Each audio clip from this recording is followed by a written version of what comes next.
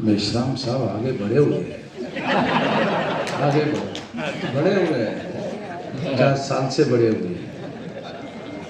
आप लोगों को आगे बढ़ने की जरूरत है। आप लोग आगे बढ़ने के बाद मामला खत्म हो जाए। मेरे आगे बढ़ने से कुछ नहीं होता अकेले, समाज को आगे बढ़ने से संख्या बल के आधार पर आगे बढ़ने की जरूरत है।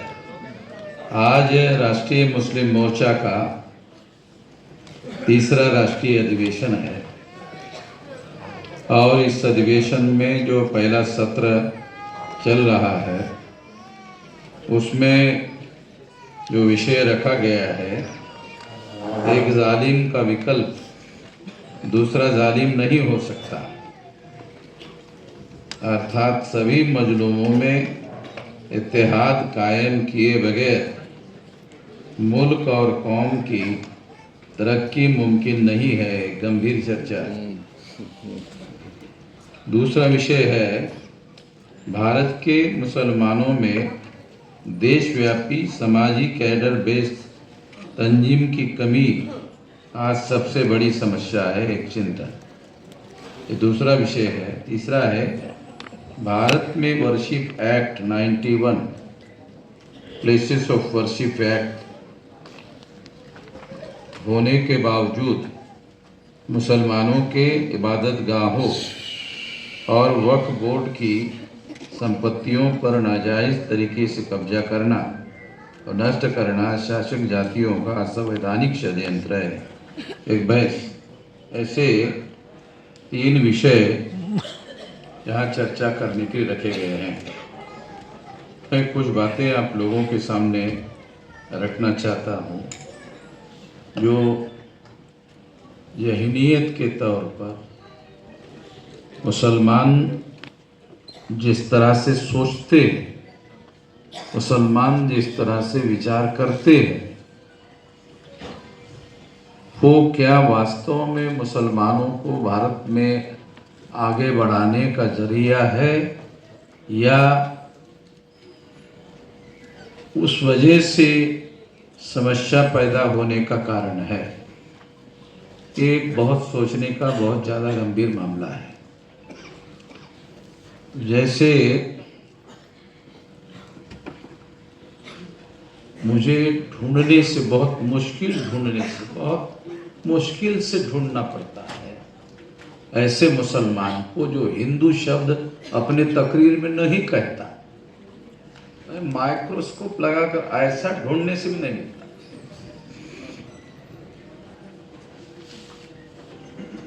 मतलब ऐसी कोई तकरीर मुसलमानों के द्वारा नहीं होती है जिसमें वो हिंदू शब्द का उपयोग नहीं करते।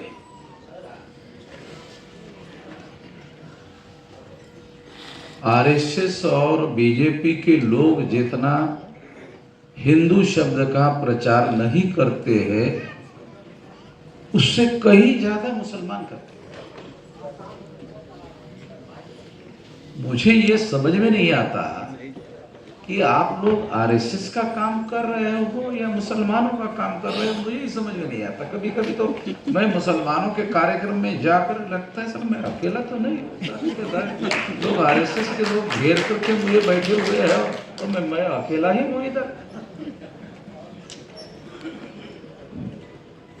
हिस्टोरिकली हम लोगों को ये जानना और समझना बहुत जरूरी है कि जो हिंदू शब्द आरएसएस के लोग, भाजपा के लोग उपयोग में लाते हैं, क्या मुसलमान इस बात को जानते हैं कि वो जो एससी एसटी ओबीसी के लोगों को हिंदू बनाना चाहते हैं? अगर आरएसएस और भाजपा के लोग एससी एसटी ओबीसी को हिंदू बनाना चाहते हैं, पहले तो मुसलमान इस बात को पूरी तरह से मुकम्मल तरह से ये बात समझ ले कि एससी एसटी ओबीसी हिंदू नहीं है।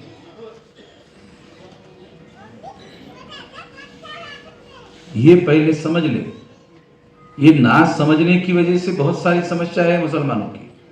क्योंकि जब SC ST OBC की 6000 जाति के टुकड़ों में ब्राह्मणों ने इनको बांटा,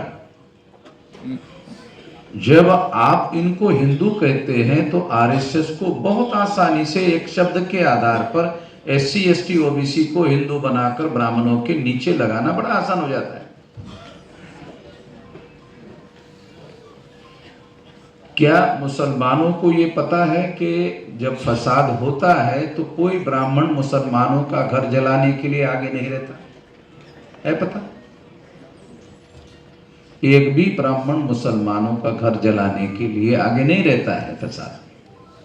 वो सारे के सारे SC ST OBC के लोग हैं जिनको हिंदू बनाया गया है, वो मुसलमानों का घर जलाते हैं। भारत में मेरे अलावा कोई बोलता है कि ये बात कोई कबूल करता है? ये बात SC ST OBC के लोग मुसलमानों का घर जलाते हैं, जिसे मुसलमान हिंदू कहते हैं। बड़ी हैरान करने की बात है। अगर SC ST OBC के लोग मुसलमानों का घर जलाते हैं, उनको आप हिंदू कहते हो, तो इससे 3.5% ब्राह्मण अल्पसंख्याक रहता है या बहुसंख्याक हो जाता है?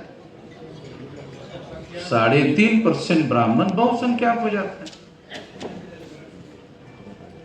अगर 3.5% ब्राह्मण को 3.5% बनाने का काम कर लो और उन्हें ऐसा करने का, वो 3.5% है, वो कोशिश कर रहा है SC ST OBC को हिंदू बनाकर बहुसंख्य बनाने की। मुसलमान पहले ही हिंदू बनाकर रख दिया है।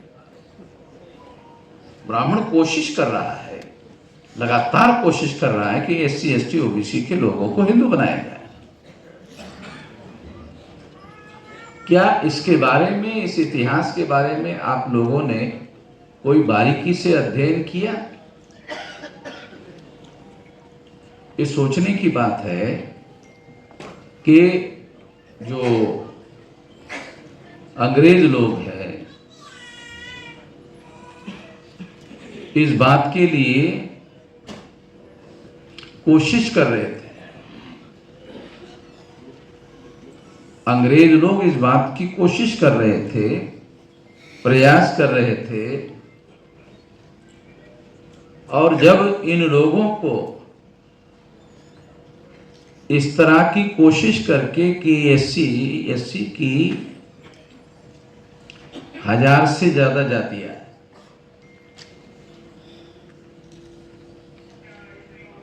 और OBC की 3743 जातियां हैं, SC ST OBC की मिलाकर 6000 टुकड़े। जब आप हिंदू मुसलमान की थ्योरी, सिद्धांत है, हिंदू मुसलमान एक थ्योरी है, हिंदू मुसलमान की थ्योरी पर काम करते हैं, तो आप तमाम SC ST OBC को हिंदू मानकर सोचते हो, जो 6000 जाति के टुकड़ों में बटे हुए लोग हैं। जो ब्राह्मणिज्म ने या ब्राह्मणों ने इनको तकसीम किया 6000 जाति के टुकड़ों में, इसकी बात आप नहीं करते हो, आप हिंदू की बात करते हो। तकसीम का षड्यंत्र मुसलमानों ने तो नहीं किया ना। तकसीम का जो षड्यंत्र है, बांटने का जो षड्यंत्र है, वो ब्राह्मणों ने किया। अरे ब्राह्मणों का षड्यंत्र नंगा करने का क्यों नहीं करते हो? जब आप हिंदू कहते हो तो जोड़ने का काम कर देते हो 6000 टुकड़ों को। तो ये काम ब्राह्मणों को करना चाहिए, तुम क्यों करते हो भाई? है? मुझे समझ में नहीं आता। मुसलमानों को ये जोड़ने के बजाय उसको उभारो ना, ये करना चाहिए।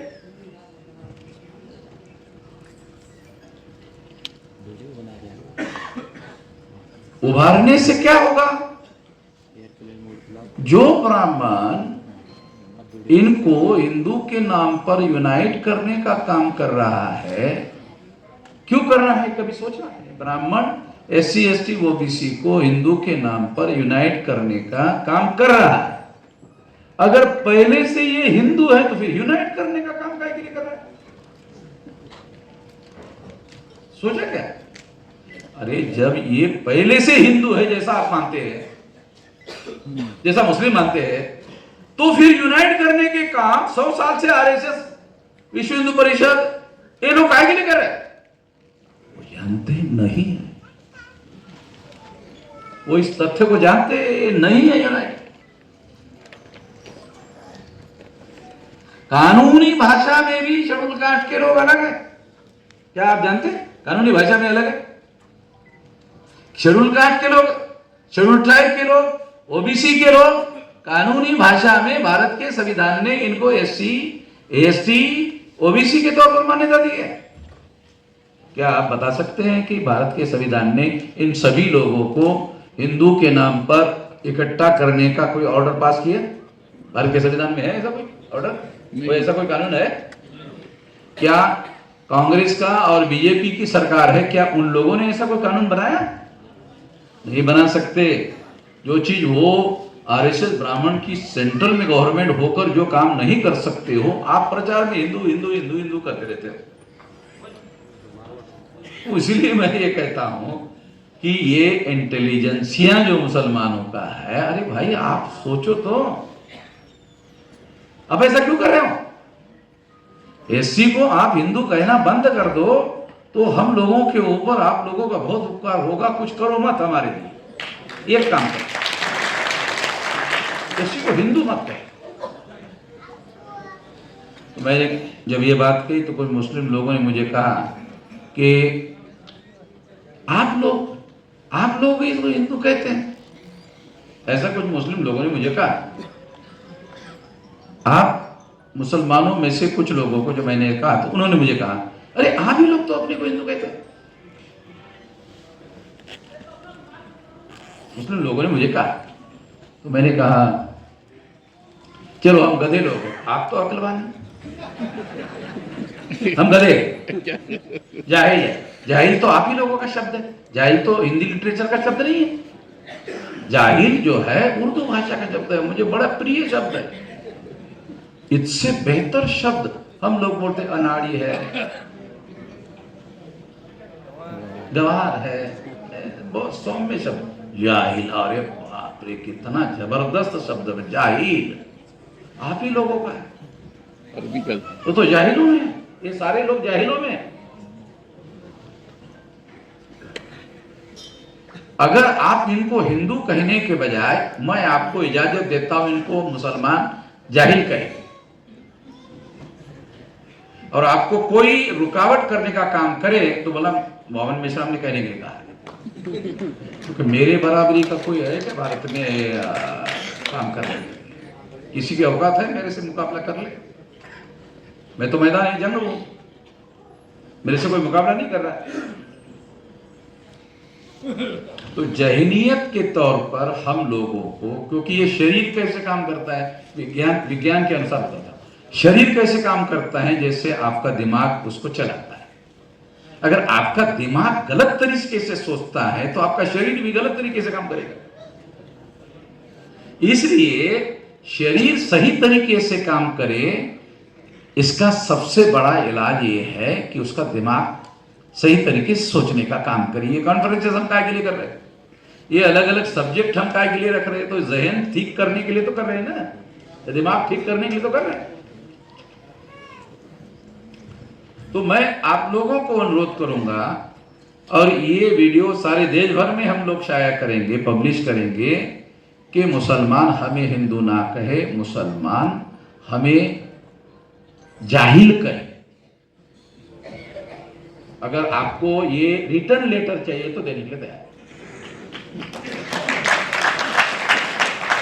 आपको रिटर्न लेटर चाहिए मेरे सर, मैं ये रिटर्न लेटर आपको देता हूं, और हिंदू ना कहे, हिंदू कहकर हमको गाली ना दे। मुसलमानों को हाथ जोड़कर विनती करता हूं कि वो हमें हिंदू ना कहे। आरएसएस के लोग कह रहे हैं, कहने दो, उनके पिछवाड़े पर लात मारने के लिए मैं हूं। आरएसएस के हेडक्वार्टर पर कोई मुसलमान भारत में सोचा कि आरएसएस के हेडक्वार्टर पर जाकर मोर्चा निकाला जाए? है किसी के मुसलमानों के दिमाग में ऐसी कोई सोच है? मैं जा करके आ गया हूं वापस, यहाँ कोई दोबारा खड़ा।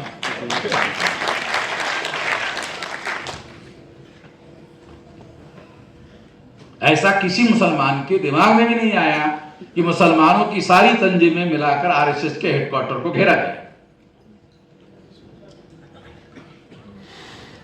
तो इसलिए मैं आप लोगों को ये कहना चाहता हूं कि जहनीत के तौर पर, दिमागी तौर पर मुसलमान हम लोगों को हिंदू कहना बंद कर दे, ये इतना आसान नहीं है, क्योंकि ये विचारधारा से संबंधित मामला है और ये विचारधारा का मुसलमानों के बीच में अभाव है।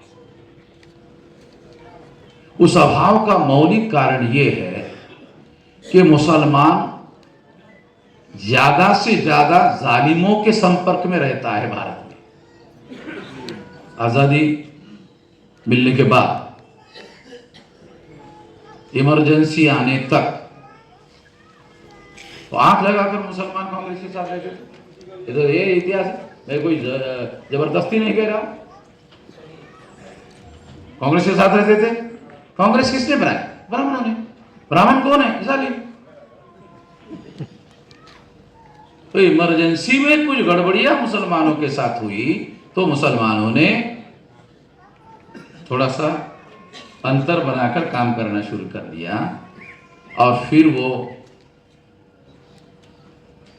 जनता पार्टी के साथ गया। फिर जनता पार्टी की सरकार बनी। एक और सोच जो मुसलमानों की है कि हमको जो केंद्र में सरकार बनाने वाला है उसके साथ रहना चाहिए, ये पिटवाने का कार्यक्रम है। ये जो सोचने का तरीका है कि मुसलमानों को सेंटर में जिसकी सरकार है या सेंटर में जिसकी सरकार हो सकती है उसके साथ जाना चाहिए। फिर तो आप जालिम को ही जालिम के साथ रहोगे। बेशक ऐसा करने के लिए अल्लाह ताला ने आपको मना किया हो, या तो लिखा हुआ है तो अल्लाह ताला ने मना किया है। क्यों?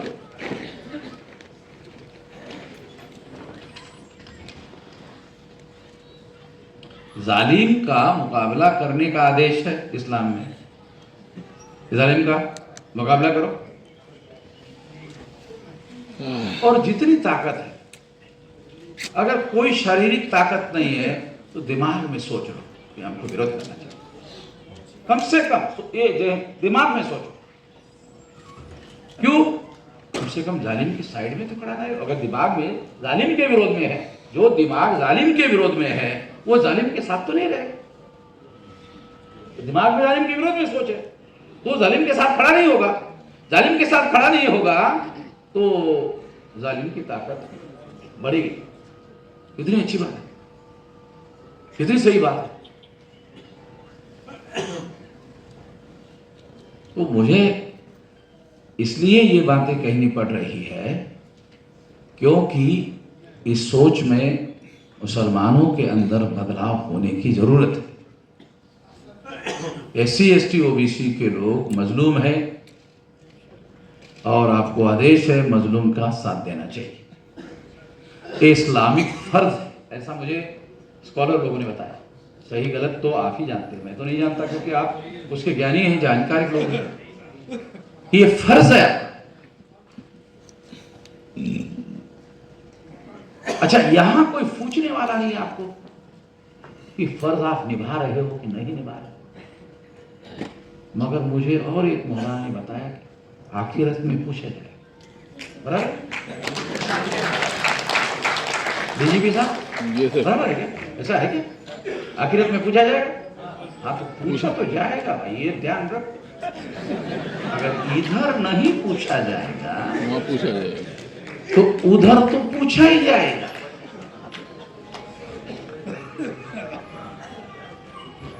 और फिर झूठ बोलने का वहां मौका हो सकता है तो गवाह के तौर पर वामन मेश्राम को पेश किया जाए।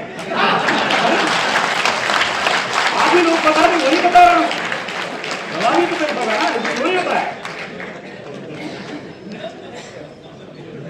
गवाह के तौर पर, क्योंकि जो आप कह रहे हैं कि दुनिया में जो कुछ भी होता है वो ईश्वर अल्लाह भगवान के जानकारी के बगैर कुछ नहीं होता, तो इसका मतलब सारी जानकारी उनको, अगर सारी जानकारी है तो इसका मतलब है कि वो तमाम लोग हैं गवाह देने के लिए, मगर वो वामन मेश्राम को क्यों करेंगे? क्योंकि वो ज्यादा जानकार है, वो बता सकता है, ज्यादा सही तरीके से सवाल जवाब होगा, सवाल जवाब होगा ना, वो सवाल जवाब होगा तो जवाब देना पड़ेगा और उसमें सबूत पेश करना पड़ेगा, तो सारे सबूत तो ज्यादा मेरे पास है।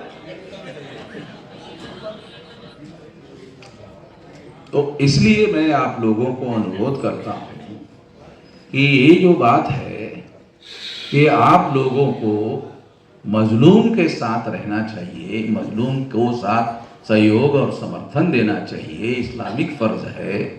और ये इस्लामिक फर्ज अगर हम निभाना शुरू कर दे तो मैं ऐसा मानता हूँ कि भारत में ये जो निज़ाम कायम किया गया है इसको उखाड़ फेंकने में ज़्यादा समय नहीं लगेगा। ये हम कर सकते हैं। इससे वर्ण जाति के आधार पर, अस्पृश्यता के आधार पर और शूद्रत्व पिछड़े वर्ग के ऊपर जो थोपा गया है, वो जो निज़ाम है ब्राह्मणों का, उसको जड़ समेत खत्म करने के लिए इस देश में बहुत बड़ी शक्ति खड़ी हो सकती है। और चूंकि ये शक्ति खड़ी होनी चाहिए, अल्लाह ताला हर सही काम के लिए मदद करने के लिए तैयार है, मगर अल्लाह ताला सब कुछ कर दे ऐसा नहीं है। अल्लाह ताला का मदद के लिए तैयार है। मदद के लिए तैयार होगा मतलब क्या है? तुम कुछ तो करो भाई, हाँ तुम कुछ तो करो, अगर तुम करोगे फिर मैं आपकी मदद करूंगा। तुम कुछ भी नहीं करोगे और सारा का सारा काम अल्लाह ताला के ऊपर छोड़ दोगे कि सारा का सारा अल्लाह ताला करेगा, ऐसा तो कोई कहा नहीं गया कि आप करो। अल्लाह उसकी मदद करता है जो खुद अपनी मदद करता है। तो इसका मतलब है अल्लाह ताला ने आपको पहले खुद अपनी मदद करने के लिए कहा है। अगर आप अपनी मदद करना शुरू करोगे तो फिर अल्लाह ताला भी आपकी मदद करेगा। आप कुछ भी नहीं करोगे, सारी की सारी जिम्मेदारी अल्लाह ताला के ऊपर छोड़ दोगे, ऐसा कुरान में और ऐसा कोई आदेश मेरे जानकारी में उपलब्ध नहीं है। तो इसलिए मैं आप लोगों को भी ये अनुरोध करना चाहता हूँ कि हम लोगों को, जो तमाम SC ST OBC के लोग हैं, उन लोगों को तंजीम बनाकर सारे देश भर में इकट्ठा होकर लड़ने के लिए हम लोग तैयार हो रहे हैं। और हमारा हौसला ये है, आपको सबूत के तौर पर पेश किया कि हमने RSS के हेडक्वार्टर को घेरने के लिए वहाँ जाके गए, आए हुए हैं। तो वो नागपुर में इतने डरे हुए हैं कि नागपुर से RSS का हेडक्वार्टर अयोध्या लेके जाने की सोच रहे। तो वामन मेश्राम नागपुर में कभी भी घेरेगा और इस तरह से घेरेगा कि दोबारा वहां से भागना मुश्किल हो जाएगा, आगे भी ऐसा करेगा। इसलिए अपना हेडक्वार्टर अयोध्या में लेकर जाने का सोच रहे हैं। मैंने अयोध्या वालों को मैसेज दिया कि वो आने के पहले तुम तैयार हो जाओ। क्यों? अयोध्या पाकिस्तान में थोड़ी है, तो भारत में ही है। अयोध्या भारत में ही है और भारत के 625 जिलों में हमारा संगठन है और अयोध्या में तो बहुत पहले है। ये तो अयोध्या से है, हमने पहले ही मोर्चा खोल के रखा हुआ उधर। आमने सामने आने की उनकी कोई औकात है नहीं, हमारे ही लोगों को सामने करते हैं। SC ST OBC के ही लोगों को मुसलमानों से लड़ाते हैं, भिड़ाते रहते हैं। जहां जहां बाम से भारत मुक्ति मोर्चा मजबूत है, वहां SC ST OBC का कोई आदमी RSS को मिल नहीं रहा फसाद करने के लिए। कई जगह फसाद 0 लेवल पर आ गया, तो हमने पुलिस विभाग को लिख कर दिया है कि जहां जहां वाम से भारत मुक्ति मोर्चा, बहुजन क्रांति मोर्चा मजबूत है, वहां फसाद नहीं होगा। केवल SC ST OBC की तंजीम अगर वहां मजबूत हो गई तो SC ST OBC का आदमी मुसलमानों के विरोध में ब्राह्मणों के हाथ का खिलौना बनने के लिए राजी नहीं होगा तो फसाद कैसे होगा? ब्राह्मणों की तो इतनी औकात ही नहीं है कि मुसलमानों के घर में जाके हमला कर दे। ऐसी तो कोई औकात है नहीं उनकी।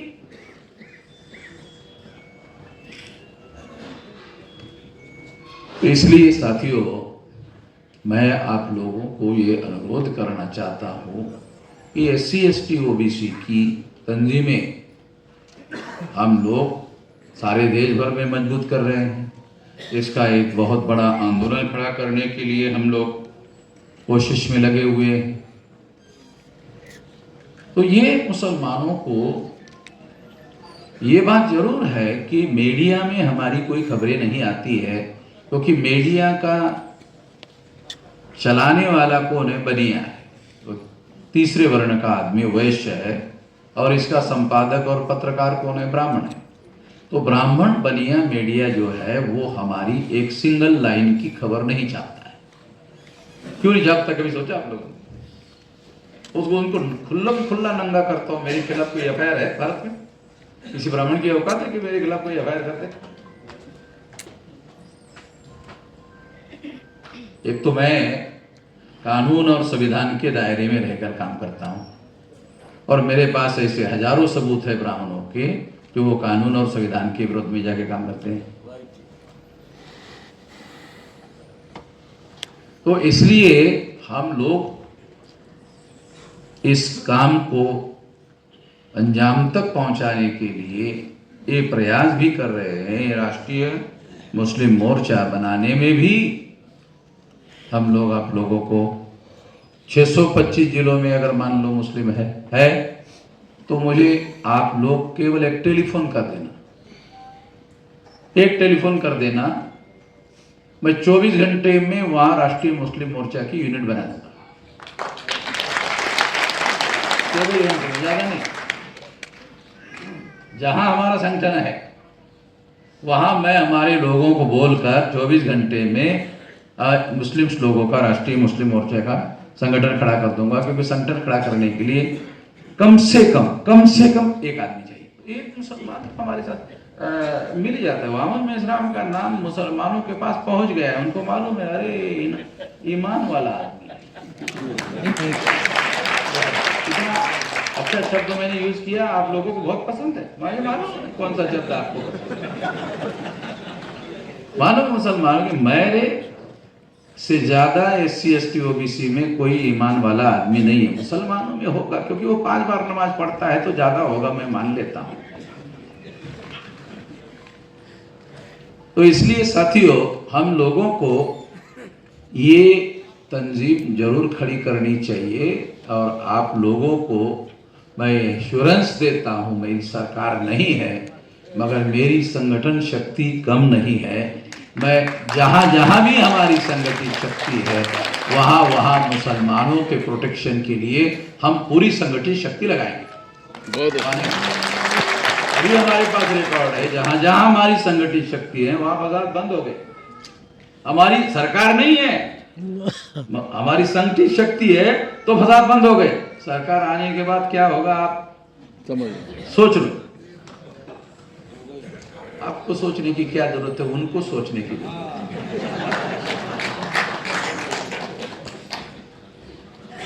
तो इसलिए दूसरा और एक मुद्दा मैं आपको कहना चाहता हूं कि मुसलमानों में कैडर बेस ऑर्गेनाइजेशन बनाना है। तो आपको जो मदद चाहिए, कैडर बेस ऑर्गेनाइजेशन बनाना, हमारे पास 40 साल का तजुर्बा है। तो कैडर बेस बनाने में मुसलमानों को हम मदद करेंगे।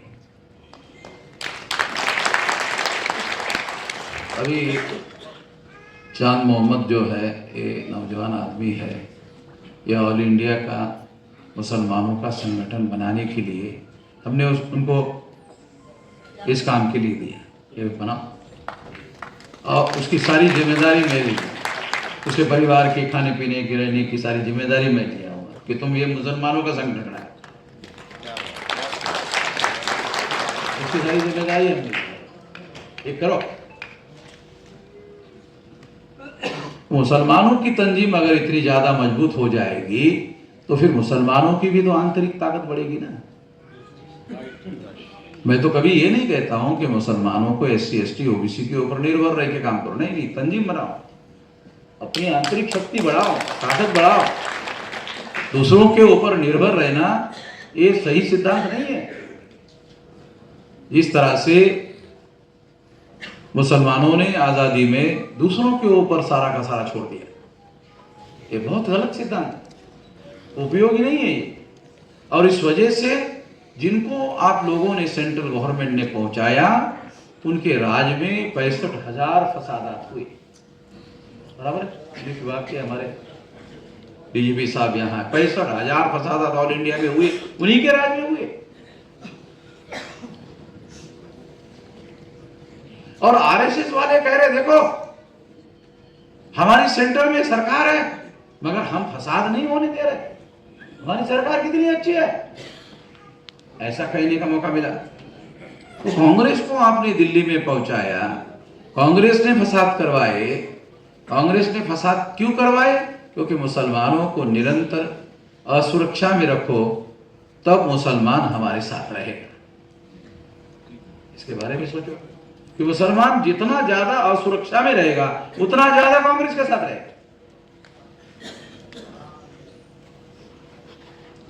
ये रणनीति बनाकर उन्होंने काम किया और इस वजह से मुसलमानों की समाजी आर्थिक ताकत जो है, जो वो बहुत मेहनत से कमाते हैं, फसाद होने के बाद सारा खत्म हो जाता है।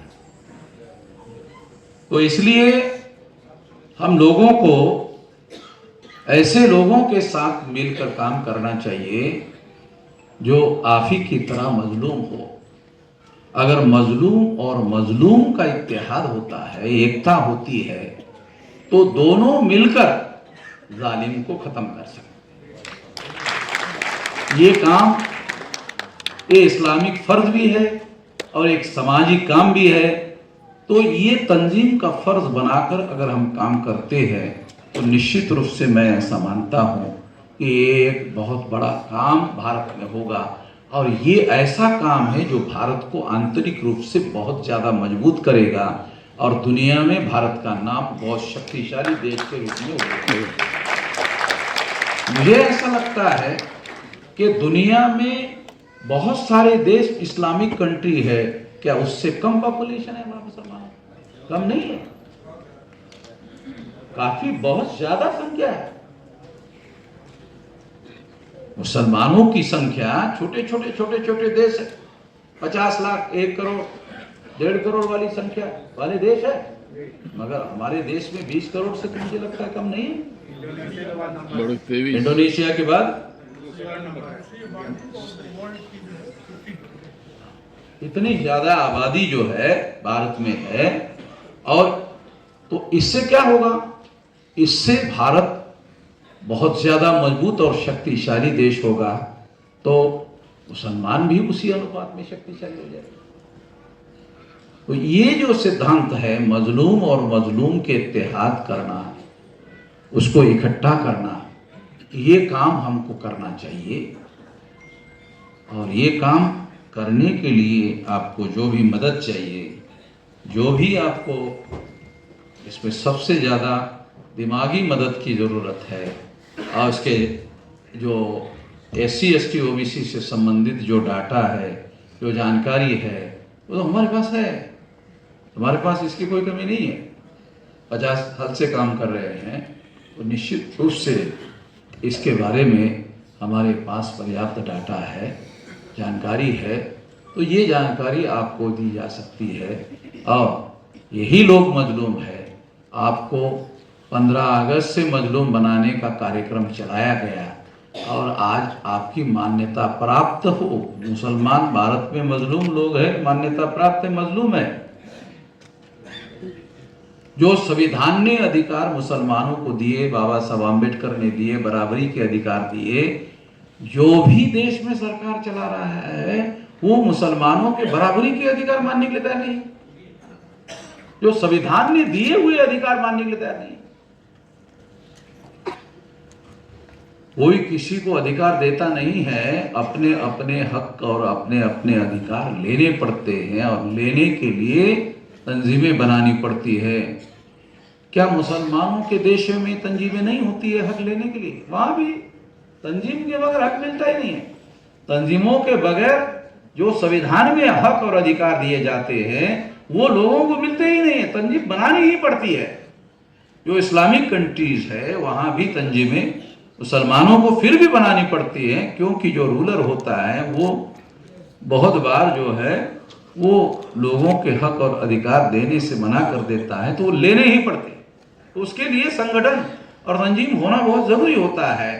तो भारत में ऐसी तंजीम जो है बनाने के लिए आपको जो सबसे अहम काम है उस अहम काम में हम आपको ज़रूर मदद करने के लिए तैयार हैं।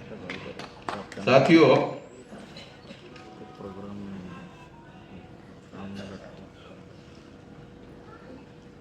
आखिरी मुद्दा कहकर मैं अपनी बात समाप्त करता हूँ। वो ये है कि जो ईवीएम है, ईवीएम की वजह से मुसलमानों की जो बार्गेनिंग पावर है भारत में जीरो हो गई। किसी मुसलमान से हमने नहीं सुना मुसलमानों में इंटेलिजेंसिया नहीं है, ऐसा मैं नहीं मानता। SC ST OBC के पास कोई यूनिवर्सिटी नहीं है, मगर मुसलमानों के पास अलीगढ़ यूनिवर्सिटी है, और अलीगढ़ यूनिवर्सिटी में पढ़ा हुआ आदमी भारत में ही नहीं है, दुनिया के जितने इस्लामिक देश है वहाँ बड़े बड़े ओहदे पर है। पढ़ा कहाँ है? अलीगढ़ यूनिवर्सिटी। तो अलीगढ़ यूनिवर्सिटी की डिग्री हासिल करने वाले जो मुसलमान हैं वो दुनिया में छाए हुए, अमेरिका में, यूरोप में। ऐसी तो यूनिवर्सिटी हमारे पास भी नहीं है, SC ST OBC के पास नहीं है। तो इसका मतलब है आप लोगों के पास इंटेलिजेंसिया नहीं है, ऐसा नहीं कहा जा सकता है। वो इंटेलिजेंसिया मजलूम लोगों को आइडेंटिफाई करने का काम उसको करना चाहिए था, वो कर नहीं रहे। तो वो नहीं कर रहे तो मैं करके ही आपको दिखा रहा हूं। ये मजलूम है, SC ST OBC मजलूम है, और इन मजलूमों के साथ मिलजुल कर काम किया जाना चाहिए। ऐसा हम करते हैं तो बहुत बड़ी ताकत निर्माण हो सकती है और इस समस्या का हम लोग समाधान कर सकते हैं। ये काम हमको निश्चित रूप से करना चाहिए, ऐसा मैं आप लोगों को अनुरोध करता हूं। और अगर आप इस पर गंभीरता पर सोचे और अगर आपके कोई भी सवाल है, किसी भी प्रकार के कोई सवाल है, तो हम लोग मैदान में हैं, आपके बीच में आते रहते हैं, तो आपको हर प्रकार का सवाल पूछने की इजाज़त हम देते हैं। किसी भी प्रकार का सवाल आप पूछिए, हम आपको हर प्रकार की जानकारी देंगे, और हर प्रकार की जानकारी हम आपको देंगे। इतना ही इस मौके पर मैं कहना चाहता हूँ।